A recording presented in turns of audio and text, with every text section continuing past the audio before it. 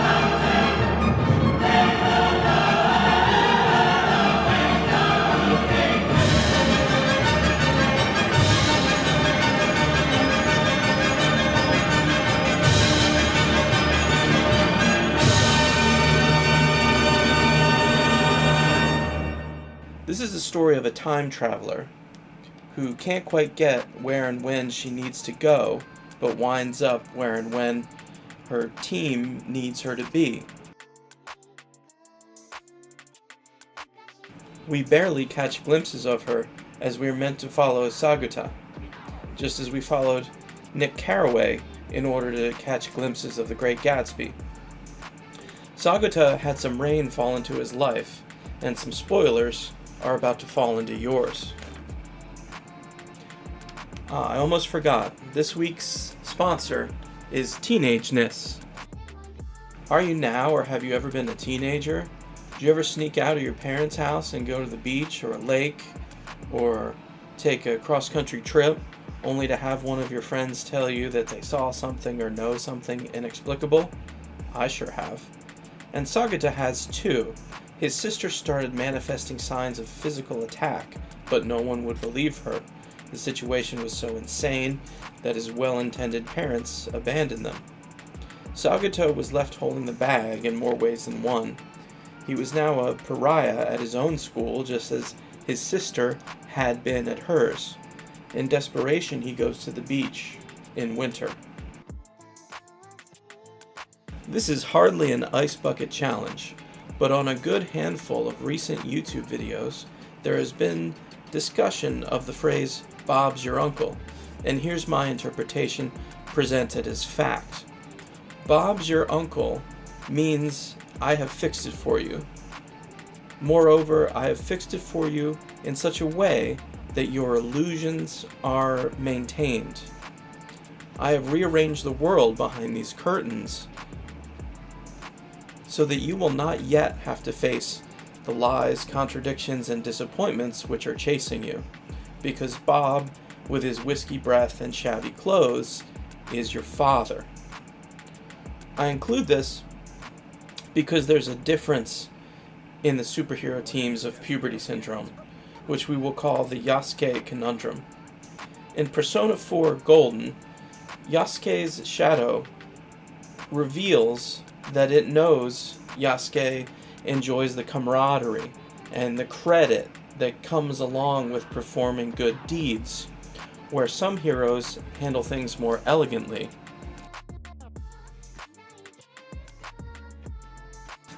I guess I'm talking about the time traveler again, and Percival and the Holy Grail.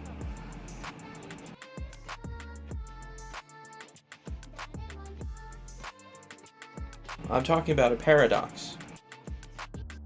There are no more Knights of the Round Table,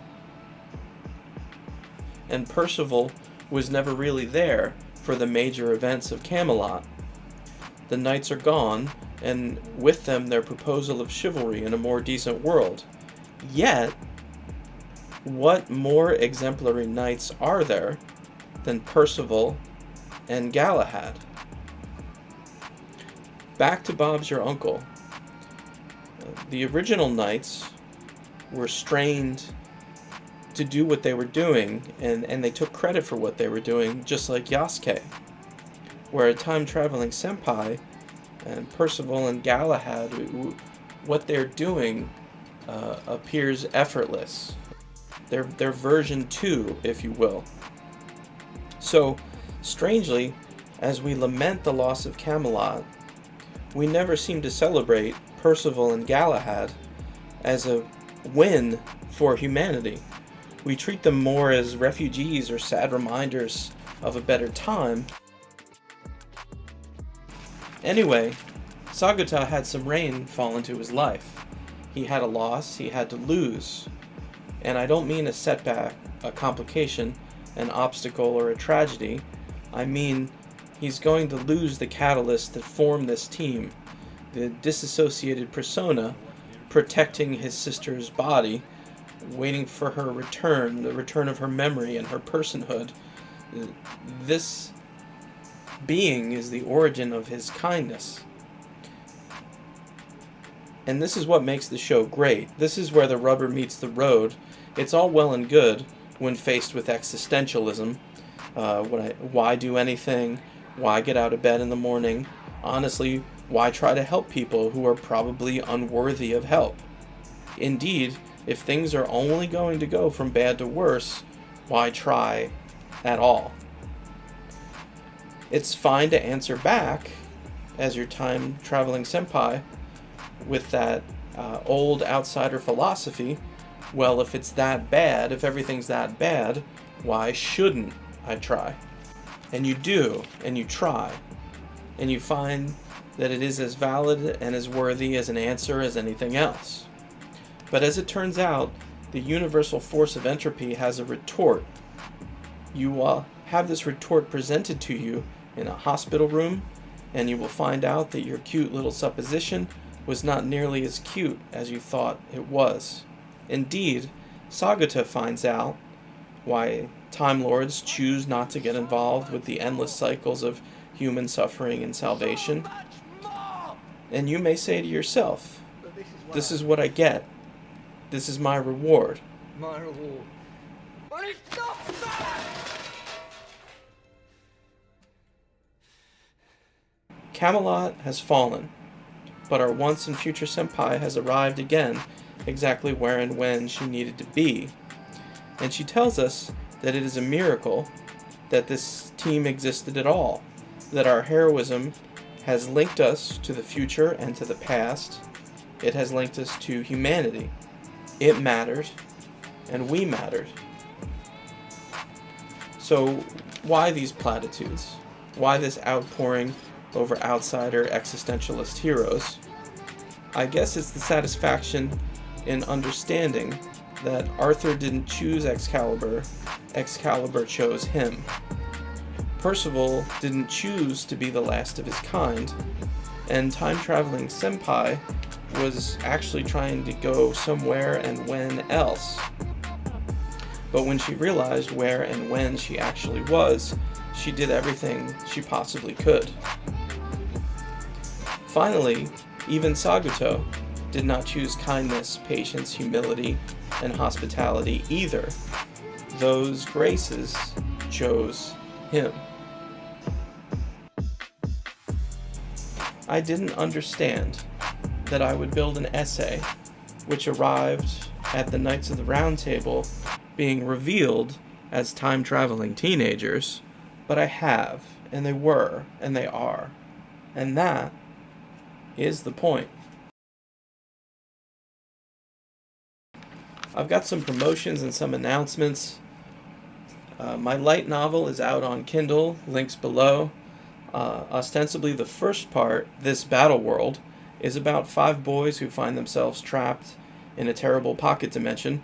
Thematically, I tried to make it about how people's jobs affect who they are as a person because of some things I saw during COVID. Oh, so if you have a Kindle and some Kindle bucks set aside, please check it out. The Battle World arc is finished, so coming up in the series is Prima's game, because I heard some people at a local game store complaining that Dune was boring, and I was like, boring? You don't know what boring is. I'll show you boring. Yeah, so that's Prima's game, and that's going to be the next Kindle book in the series. It's going to be a one-shot. After that, we have A Return to Castle Ladyhawke, in which the boys go to a swords and sorcery style world? Betrayed me. I fed up with his world. In which the boys go to a swords and sorcery style world in order to track down their brother's old party, or at least solve the mystery of their disappearance. As far as YouTube, I'm going to keep this channel for anime essays. I'm going to create a second channel for my attempt at creating audiobooks based on the light novels I mentioned. And I'm going to create a third channel for some other third thing. My next anime essay, I guess it's a TV essay, will be Vecna Divided, about how you can effectively combine or divide characters, and why I think they should have done so with Vecna in Stranger Things. After that is my long-awaited Hunter x Hunter video, or as Super Eyepatch Wolf calls it, Hunter x Hunter. Spoiler alert, you won't like it. Thanks for being cool, guys, and I will see you next time.